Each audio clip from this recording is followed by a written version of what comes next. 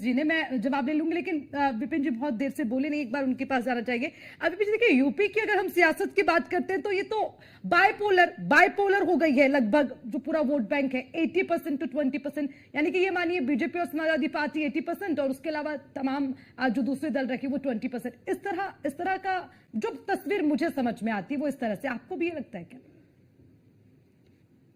देखिए, हिंदुस्तान विश्व का सबसे बड़ा लोकतंत्र है, तो यहाँ पर उम्मीद जो एक आम आदमी लगा के बैठता है चुनावों में, चाहे नगर निगम के चुनाव हो, उपचुनाव हो, लोकसभा के हो, विधानसभा के हो, कि सकारात्मक बातें हो और कुछ ऐसी बातें हो जो सुनने में अच्छी लगे और जिससे लगे कि विकास की गति और तेज करने वाले हमारे नेता, हमारे राजनीतिक दल जिन पे हम भरोसा जताएंगे।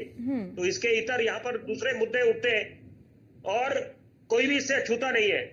देखिए, मैंने क्योंकि आज जब ये चर्चा शुरू हुई तो मैंने उस गंभीर मुद्दे को उठाया, दिल दहलाने वाली जो घटना हुई है झांसी में। साथ साथ ये भी भूलना नहीं चाहिए कि अगर एक तरफ, देखिए क्या ये सवाल बनेगा नहीं कि आप एक तरफ बात करते हैं संविधान का सम्मान करना चाहिए, निस्संदेह कोई शक शुबा नहीं है, लेकिन संविधान के तहत संविधान आपको यह भी सिखाता है कि जो चुनी हुई सरकारें हैं तो वो, आप बांग्लादेश में अगर बात करते हैं कि बांग्लादेश वाले हालात हिंदुस्तान में बन जाएंगे, तो इसका मतलब बांग्लादेश में तो क्या मुद्दा था, एजेंडा क्या था कि तख्ता पलट।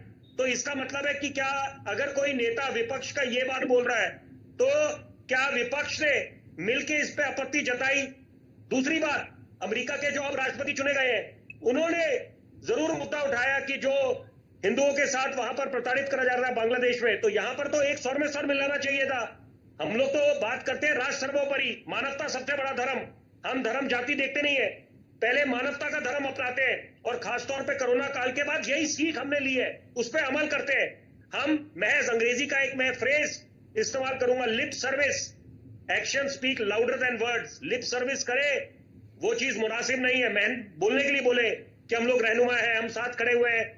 पालघर के साधुओं की निर्मम हत्या हुई थी, कश्मीरी पंडितों का अपने ही देश में शरणार्थी बने हुए 90 के दशक में जो नरसंहार हुआ, तो यहां पर मुद्दे काफी गंभीर है। हमें विकास की बात करनी चाहिए, ध्यान वहां केंद्रित होना चाहिए।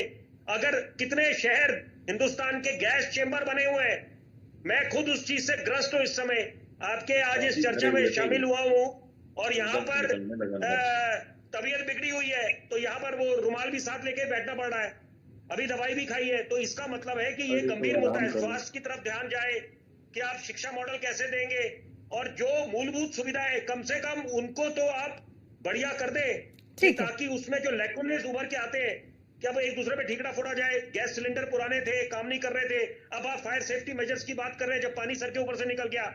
तो मुझे लगता है ये दोनों मुख्य विपक्ष के सपा और साथ में भाजपा, इनको मंथन करने की आवश्यकता है कि आपका सफर काफी लंबा है। अभी इस समय आप जनता के बीच जब जाएं तो आश्वस्त करें कि कैसे सही मायने में उनके रहनुमा बनेंगे।